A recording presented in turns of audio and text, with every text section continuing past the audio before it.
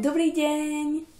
Bonjour à tous! Voici la première vidéo que je réalise pour vous donner une leçon de russe. Pour le coup, je vais vous apprendre à écrire en russe. Donc c'est pas une méthode que j'ai créée, je vais vous apprendre la manière dont moi j'ai appris l'alphabet, qui était une super méthode, et j'espère sincèrement que ça va vous aider pour la suite. Сегодня мы будем говорить о русском алфавите. Aujourd'hui, nous allons parler de l'alphabet russe. Comme vous le savez, l'alphabet russe est différent de l'alphabet latin que nous on utilise en France. Cet alphabet, c'est l'alphabet cyrillique. Du coup, pour commencer la vidéo, je vais vous parler un petit peu de l'origine de cet alphabet. Avez-vous déjà entendu parler de Cyril et Méthode? Donc, Cyril et Méthode, vous me direz, ce sont deux vieux barbus? C'est pas faux. Il s'agit en fait des deux fils du patriarche Photius de Constantinople.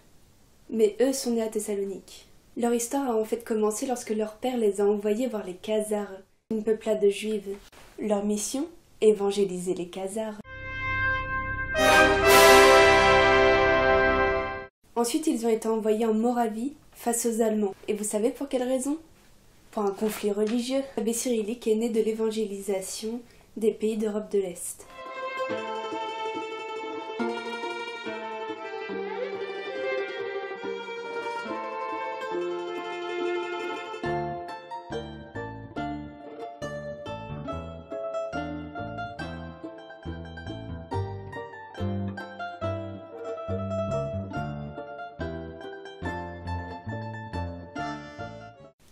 Le tout premier alphabet cyrillique était composé de lettres grecques et de nouvelles lettres créées pour correspondre aux sons qu'utilisaient les Slaves. Lorsque Cyril a commencé à traduire les textes bibliques et liturgiques, les Germaniques ont commencé à l'attaquer, soi-disant pour usage de langue vulgaire.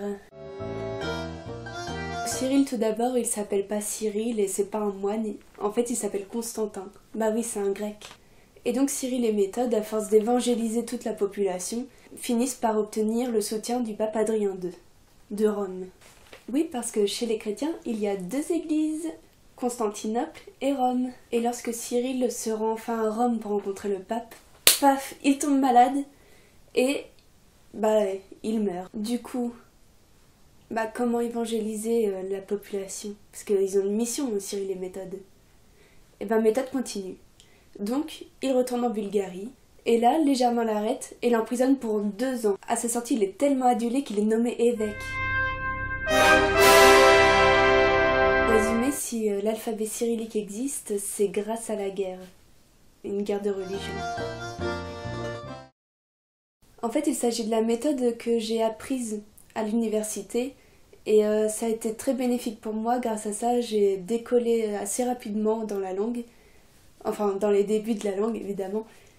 Très vite, je me suis entraînée à lire dans les livres, en bilingue, sans forcément comprendre, mais juste pour l'entraînement, parce que c'est quand même un alphabet bien différent d'une autre, avec des lettres qui ressemblent, donc c'est assez compliqué. Bon, et après, comment écrire en cyrillique? Je vais vous apprendre.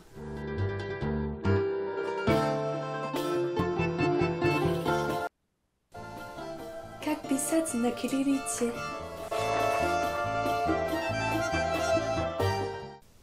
En russe, les lettres minuscules sont toutes alignées entre 2 lignes, quoi.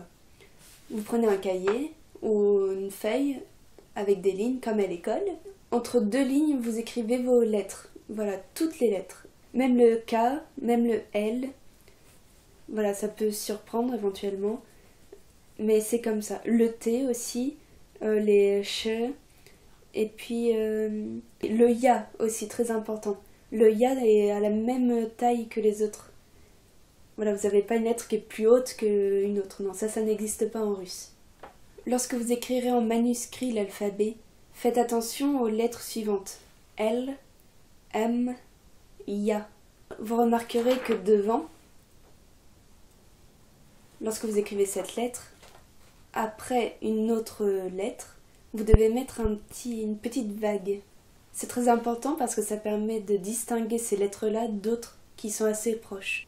Vous remarquerez par exemple que le M, le ch et le ch sont très proches graphiquement.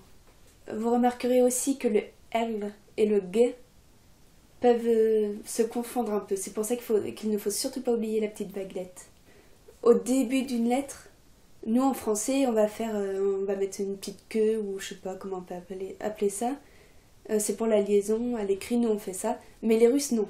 Voilà, donc si vous voulez écrire de façon tout à fait parfaite, avoir une calligraphie magnifique en cyrillique, voilà 2-3 conseils. A, B, V, G, D, Y, Yo, J, Z, I, Y, K, L, M, N, O, P, R, S, T, U, F, H, T, Ch, Ch, C, U, E, U, Ya.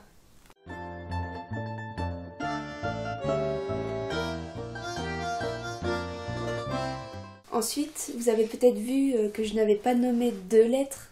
L'une de ces lettres-là permet en fait de rendre la consonne précédente dure et l'autre de la rendre molle.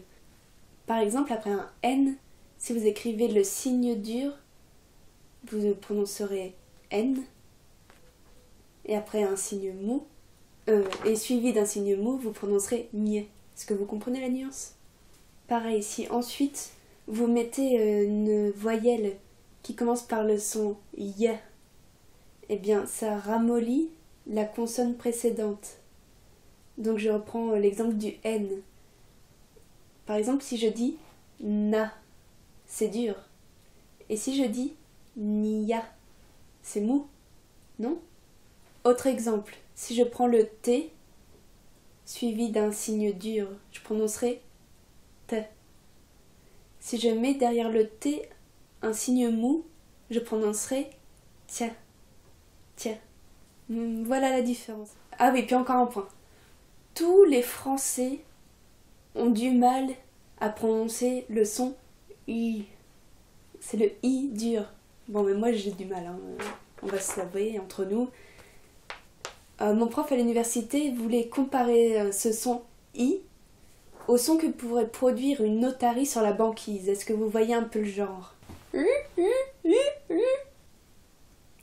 Bon, c'est pas évident, hein. Du coup, moi j'ai un autre exercice à vous proposer. C'est ce qu'on fait par exemple dans les échauffements vocaux au théâtre. Bon, faites comme moi, répétez. I, A, E, O, U, U. Mi, me, ma, mo, mou, mu. Est-ce que vous entendez la différence entre mu et mi? Voilà. Vous pouvez vous entraîner vous aussi.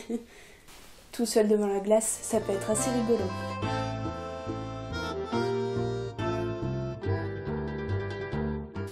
Le conseil que je pourrais vous donner pour finir, qui moi m'a beaucoup aidé aussi dans l'apprentissage de l'alphabet russe, c'est d'aller chercher vos mots dans un dictionnaire comme celui-là, qui est un très très bon dictionnaire, avec 135 000 mots, expressions et traductions. C'est chez Larousse. Au milieu, vous avez toutes les bases grammaticales de la langue. Donc dès que vous êtes perdu, ben voilà, je vous conseille d'y aller. Moi j'y vais encore à chaque fois que je m'amuse à écrire en russe. Pour apprendre par exemple l'ordre des lettres, à la fin vous verrez, voilà, elles sont dans l'ordre. Comme ça, si vous êtes un peu perdu, il n'y a pas de souci. Le mieux, voilà, c'est de se baigner un maximum avec les mots, avec la langue. Écoutez-la, lisez des phrases, essayez de pas forcément de les traduire parce que c'est un petit peu tôt. Mais, ce qui est aussi pas mal, c'est d'aller voir sur YouTube. Il y a beaucoup de personnes qui font une lecture de poésie Et les poèmes, vous pouvez les trouver en libre accès sur internet. Donc comme ça, vous pouvez entendre la langue. En plus, c'est un peu chanté, donc c'est assez facile voilà, de comprendre les lettres, les sonorités, tout ça. Et en plus, vous pouvez avoir le texte sous les yeux. Donc voilà, moi, c'est des choses que j'ai faites et ça m'a aidé à apprendre par cœur l'alphabet. Et nous y voilà, c'est déjà la fin de cette première vidéo. Pour moi, c'est une première expérience. Voilà, je suis très contente d'avoir fait ça. Et puis j'espère vraiment que ça va vous aider. Et si c'est pas le cas, contactez-moi. J'ai essayé de vous dire, de vous montrer comment moi j'ai appris l'alphabet et maintenant je le connais par cœur. J'ai aucun souci pour l'écrire, pour le lire. Donc voilà, j'espère que ça peut vous aider. Et du coup, je vous souhaite plein de réussite pour la suite. Et en espérant vous revoir dans une prochaine vidéo. Udachi! J'espère à bientôt. Do skora. Et das vidania. Paka paka.